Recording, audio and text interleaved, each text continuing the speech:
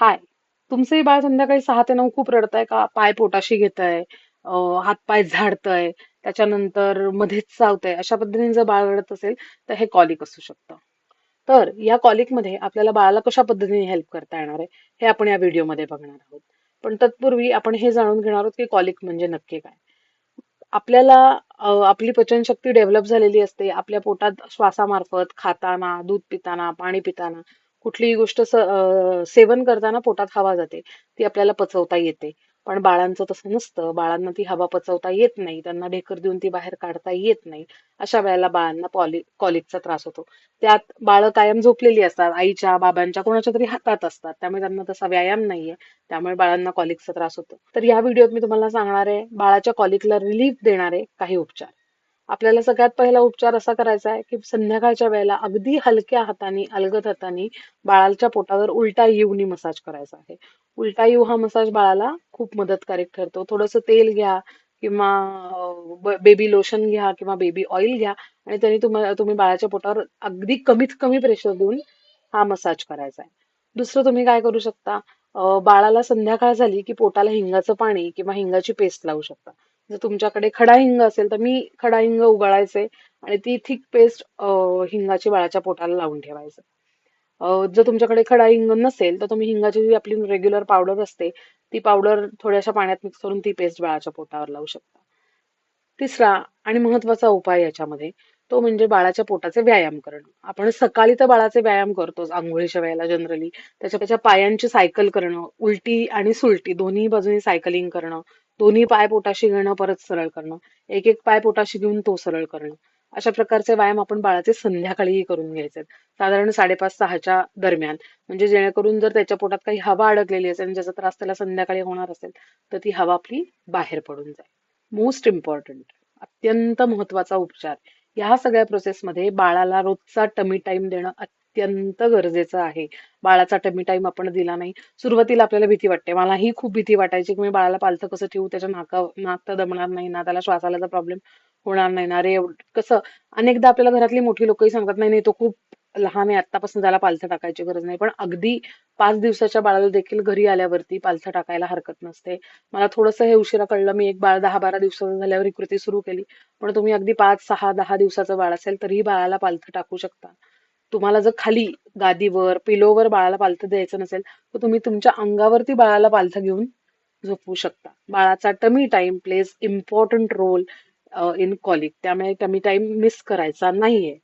त्याचबरोबर प्रत्येक वेळेला दिवसभरात किंवा रात्रभरात जेव्हाही तुम्ही बाळाला फीड कराल तेव्हा बाळाला बर्प करायचंच आहे. बाळाला आपण बर्प केलं की त्याच्या पोटातली ती एक्सेस एअर निघून जाणार आहे आणि त्याला होणारा कॉलिकचा त्रास कमी होणार आहे किंवा बंद होणार आहे. ह्या सगळ्या कृती तुम्ही अत्यंत करणं गरजेचं आहे. बाळ संध्याकाळच्या वेळेला खूप रडायला लागलंय, बाळाला खूप जास्त प्रमाणात त्रास होतोय, बाळ चिडचिड करतोय, बाळ गटागटा गटागटा दूध पितंय पॅनिक मध्ये. एक महत्वाची चूक आपण असं करतो की बाळ रडायला लागलं की भूक लागली असं समजून त्याला अजून फीड करत राहतो आणि एक्सटेन्सिव्ह फीडिंग किंवा एक्स्ट्रा फीडिंग याचाच अर्थ असा की अजून कॉलिकचा त्रास वाढणार आहे. त्यामुळे हे डोक्यात ठेवायचं की प्रत्येक वेळी बाळ रडतंय तेव्हा भूकच लागली असं नाहीये. त्यामुळे हे पण आपल्याला अवॉइड करायचं आहे. आपल्याला बाळाच्या नक्की रडण्याचं कारण काय ते समजून घ्यायचा प्रयत्न करायचा आहे. बर, या सगळ्यांमध्ये वडिलांचा रोल काय? तर जेव्हा बाळ संध्याकाळचं खूप रडायला लागतं, 1 तास, 2 तास, 3 तास बाळ रडतं, तेव्हा आई अत्यंत ओव्हरवेल्म होते. बाबा लोकांना ही गोष्ट समजून घ्या. आईला त्या परिस्थितीत स्वतःला खूप ओव्हरवेल्मिंग फील होत असतं. तिला त्या परिस्थितीतनं ब्रेक हवा असतो. तिला असं वाटत असतं की मी आता काय करू. अनेकदा माझ्या स्वतःच्या बाबतीत हे झालेलं आहे की मी पण स्वतः खूप रडायला लागली आहे, कारण माझं बाळ रडतं आणि काही केलं ते शांत होत नाही. सो तुम्ही काय करू शकता, पहिली गोष्ट आईला आणि बाळाला वेगळं करा. आईला सांगा, आईला धीर द्या, आईला आधार द्या, आईला सांगा की मी आहे, आपण बाळाला काय होतंय ते बघूया. तू आधी शांत हो, तू दुसऱ्या खोलीत जा, तू पाणी पी, तू एखादं चॉकलेट खा, तुला ज्याने बेटर फील होतोय तसा एखादा पदार्थ तू खा, तुला जे खावंसं वाटतंय ते खा, तू 2 मिनिटं मोबाईल बघ, 10 मिनिटं टीव्ही बघ, तू बाल्कनीत जाऊन बस. अशा प्रकारे आईला आधी शांत होण्यासाठी मदत करा. ही बाबांची फार महत्वाची हेल्प आहे. मी आत्ता जे उपचार सांगितलेत ते आई, बाबा, आजी, आजोबा कोणीही घरातलं करू शकतं. ठीक आहे. त्याच्यानंतर बाबासाठी असलेलं दुसरं काम की कॉलिक जर हे वारंवार रोज होत असेल ना, 1-2 दिवस झालं, 3 दिवस झालं, 4 दिवस झालं, 5 दिवस झालं, तर संध्याकाळच्या वेळेला तुम्हाला बाळाला घेऊन बाहेर उभं राहायचंय. म्हणजे कुठे आता डासांची काळजी घ्यायची, डास वगैरे बाळाला चालत नाही, पण बाळाला कुठेतरी पार्किंग मध्ये, बिल्डिंगच्या किंवा बाल्कनी असेल घराला तर बाल्कनीमध्ये किंवा टेरेसमध्ये अशा ठिकाणी आपल्याला बाळाला न्यायचंय. बाळाची पोझिशन किंवा बाळाची जागा चेंज करणं ह्याचा फार मोठा फायदा होतो. आता मी तुम्हाला सांगते की माझं बाळ जेव्हा कॉलिकनी प्रचंड रडायचं, मी त्याला बाबाबरोबर गाडीत घ्यायचे आणि आम्ही गाडीतनं दवाखान्यात जायला निघायचो. दवाखाना 15-20 मिनिटाच्या अंतरावर होता. त्या 15 मिनिटामध्ये गाडीत बसल्यानंतर पुढच्या 5 मिनिटात बाळाचं रडणं पूर्ण थांबलेलं असायचं. मुवमेंट व्हायची, चेंज ऑफ प्लेस व्हायचं, बाळाचं लक्ष त्या दुखण्याकडनं कडनं किंवा त्या वेदनांकडनं दुसरीकडे डायव्हर्ट व्हायचं. त्यामुळे बाळाचं रडणं थांबायचं. त्यामुळे बाबा तुम्ही दुसरं काय करू शकता, तुम्ही एक तर आईला आराम देऊ शकता, दुसरं तुम्ही बाळासाठी प्लेस चेंज करू शकता, बाळाला तुम्ही कम्फर्ट देऊ शकता, बाळाला तुम्ही दुसऱ्या जागी, कारण ते दिवसभर गादीवर झोपलेलं आहे, त्याला तोच एरिया तेच ठिकाण त्यांनी ते सगळं एक्सप्लोअर करून झालंय. ती रूम त्यांनी पूर्ण एक्सप्लोअर केली. या कंडिशन मध्ये तुम्ही कितीही त्याला काम करायचा प्रयत्न केला तरी कदाचित त्याला कमी यश येणार आहे. त्यामुळे तुम्ही बाळाला बाहेर घेऊन जाणं प्रचंड महत्वाचं आहे. सो हे काही उपाय आहेत, हे तुम्ही सगळेच करू शकता. बाळालाही कम्फर्ट देऊ शकता, आईलाही कम्फर्ट देऊ शकता. जसं मी नेहमी सांगते की जेव्हा बाळाला कॉलिकचा त्रास होतोय तेव्हा आईनी पण स्वतःच्या खाण्यापिण्याकडे लक्ष द्यायचंय. म्हणजे आपण जरी कितीही म्हटलो की आईच्या खाण्याचा थेट परिणाम बाळावर होत नाही, अगदी बरोबर आहे, अगदी थेट परिणाम होत नाही, पण त्याचे जे गुणधर्म असतात ते कॅरी केले जातात. त्यामुळे आपण थोडासा विचार करायचा की काल आपण काही चुकीचं खाल्लंय का, वातुळ खाल्लंय का, चवळी खाल्ली आहे, मटार खाल्लाय, बटाटा खाल्लाय, काही वातुळ पदार्थ खाल्लेत का, किंवा दूध खाल्लंय किंवा चीज खाल्लंय. माझ्या केसमध्ये मला डिलिव्हरी नंतर अनेक महिने दूध, चीज आणि लॅक्टोज काहीही पचत नव्हतं. ते खाल्लं की मलाही त्रास व्हायचा आणि बाळालाही त्रास व्हायचा. सो जेव्हा बाळाला हा त्रास होईल तेव्हा आपल्याला आयडेंटिफाय करायचंय की मी असं काय खाल्लंय की ज्याच्यामुळे हा त्रास बाळाला कदाचित होऊ शकतो.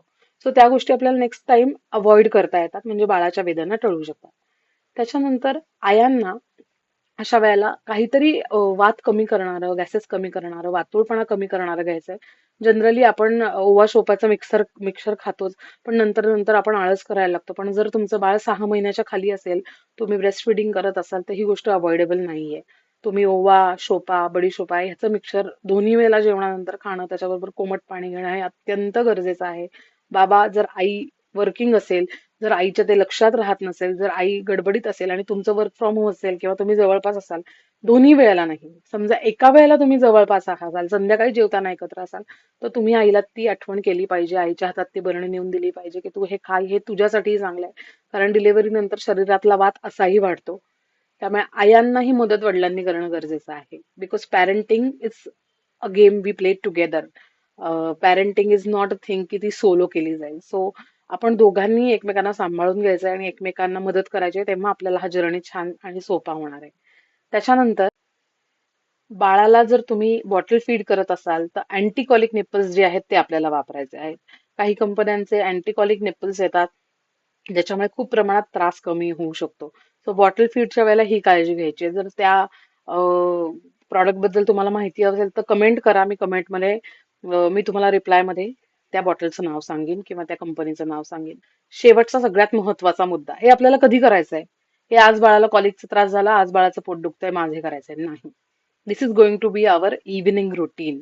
आपल्याला रोज संध्याकाळी ही गोष्ट करायचीच आहे. बाळाच्या पोटावरनं तेलाचा हात फिरवणं, बाळाच्या हातापायाचे व्यायाम करून घेणं, सॉरी बाळाचे पायाचे पोटाचे व्यायाम करून घेणं, त्याला प्रत्येक फीड नंतर बर्पिंग करणं, त्याला दिवसभरात 2, 3, 4 वेळा जितका वेळ त्याला सोसेल तसा टमी टाइम देणं.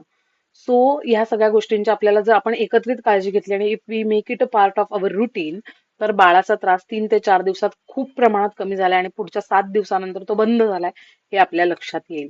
सो याच्या व्यतिरिक्त जे काही जाणून घ्यायचं असेल त्याच्यासाठी कमेंट करा. अजून कुठल्या विषयावर मी व्हिडिओ बनवू अशी काही इच्छा असेल तर त्यासाठी कमेंट करा. प्लीज लाईक, शेअर आणि सबस्क्राईब करा, म्हणजे मला थोडं मोटिवेशन मिळेल हे करण्यासाठी. थँक्यू.